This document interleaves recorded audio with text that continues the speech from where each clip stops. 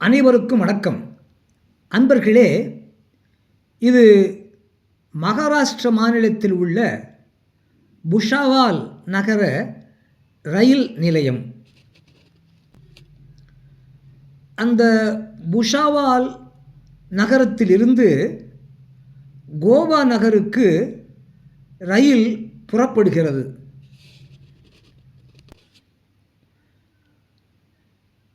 அந்த கோவா ரயிலில் நண்பர் ஒருவர் பயணம் செய்கிறார், தன்னுடைய 2 வயது மகனுடன்.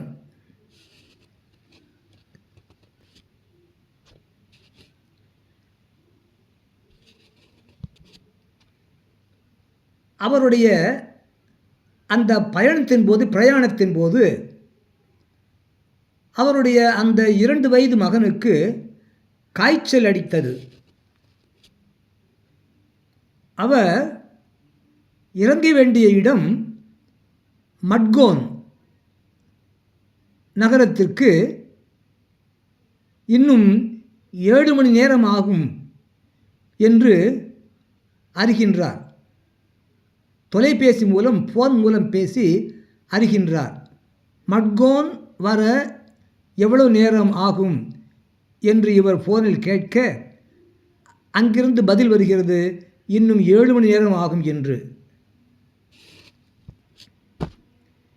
எனவே அந்த நண்பர் ஒரு தேநீர் பிஸ்கட் வியாபாரியிடம், எங்களுக்கு மருந்து தேவைப்படுகிறது, அடுத்து வரக்கூடிய ரயில் நிலையத்தில் ஏதேனும் மருந்துக்கு ஏற்பாடு செய்ய முடியுமா என்று ரயிலில் உள்ள ஒரு வியாபாரியிடம் கேட்கிறார், விசாரிக்கிறார். அந்த நண்பர் கேட்டதற்கு அந்த வியாபாரி சொல்லுகிறார், தேவையில்லை சார், நீங்கள் பயணச்சீட்டு பரிசோதகரை தொடர்பு கொள்ளுங்கள், உங்களுக்கு பிரச்சனை சரியாகிவிடும் என்று அந்த தேநீர் பிஸ்கட் வியாபாரி சொல்லுகின்றார்.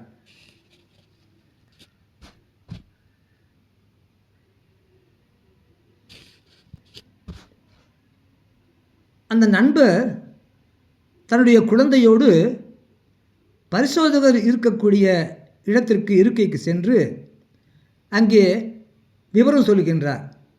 தன் குழந்தைக்கு காய்ச்சல் அடிக்கிறது என்று விவரம் சொல்லுகின்றார்.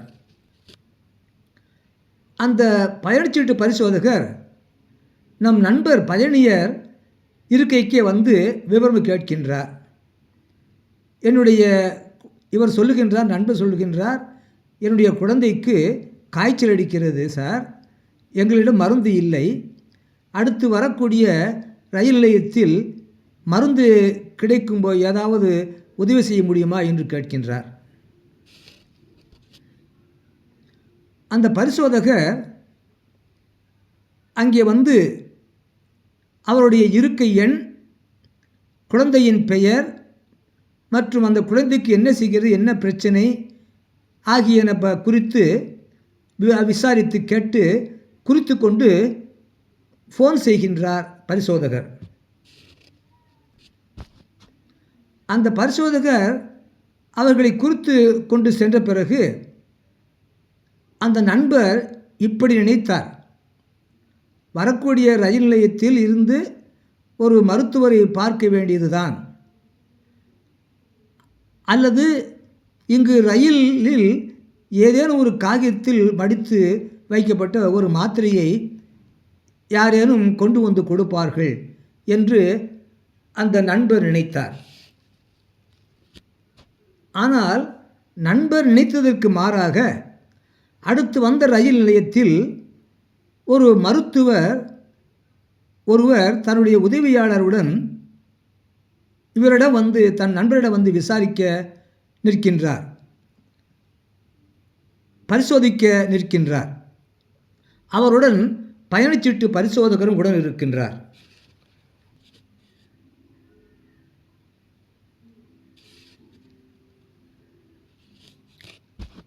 அந்த மருத்துவர் அந்த குழந்தையை பரிசோதிக்கின்றார்.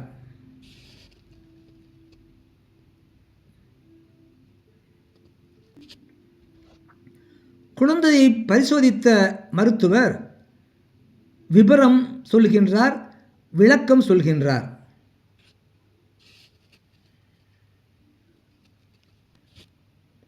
மருத்துவர் அருகில் நின்ற தன் உதவியாளரிடம் அந்த சிரப் பாட்டிலை கொடுக்க சொல்கின்றார்.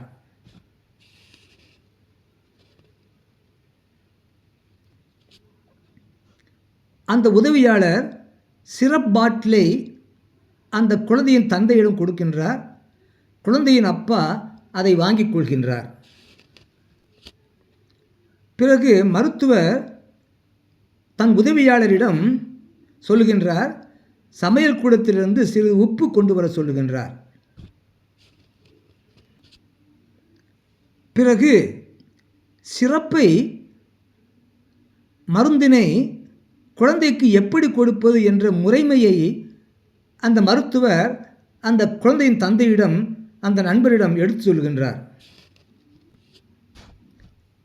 சமையல் கூடத்திலிருந்து உப்பு கொண்டு வரப்பட்டது. உப்பை நீரில் கரைத்து அதில் துணியை நனைத்து அந்த துணியை நெற்றியில் போடச் சொல்லுகின்றார் மருத்துவர். இவ்வாறு குறிப்பிட சொல்லிவிட்டு அவர் சென்று விடுகின்றார். மருத்துவர் சொன்னபடி உப்பு நீரில் நனைத்த துணியை நண்பர் தன்னுடைய குழந்தையின் நெற்றியில் போடுகின்றார். குழந்தைக்கு காய்ச்சல் நீங்கி குணமாகிவிட்டது. நண்பர் ஆச்சரியப்பட்டு பெருமைப்பட்டு பூரித்து போகின்றார். இப்படியான இந்த மருத்துவ சேவைக்கு அவர்கள் பணம் ஏதும் வாங்கவில்லை, பணம் பெறவில்லை. இப்படியான முறைமையான பக்குவமான பொறுப்புள்ள உதவி செய்யும் கருணை உள்ளம் கொண்ட அரசு அலுவலரை நான் பார்த்ததே இல்லை என்று நண்பர் அந்த பயணி ஆச்சரியப்பட்டு பெருமைப்பட்டு பூரித்து போகின்றார். இப்படி ஒரு சேவையை எங்கேனும் கேள்விப்பட்டதுண்டா? இந்த ரயில் மருத்துவ சம்பவம் என் நண்பர் என்னிடம் சொன்ன, எனக்கு வாட்ஸ்அப் மூலம் தகவல் அனுப்பிய, மெசேஜ் அனுப்பிய அண்மையில் நிகழ்ந்த உண்மை சம்பவமாகும். அறிவீர்களாக. நன்றி, வணக்கம், வாழ்க வளமுடன். மறக்காமல் ஒரு லைக் போடுங்க, கீழே உள்ள பெல் பட்டன் அழுத்துங்க, சப்ஸ்கிரைப் பண்ணுங்கள், ஷேர் பண்ணுங்கள்.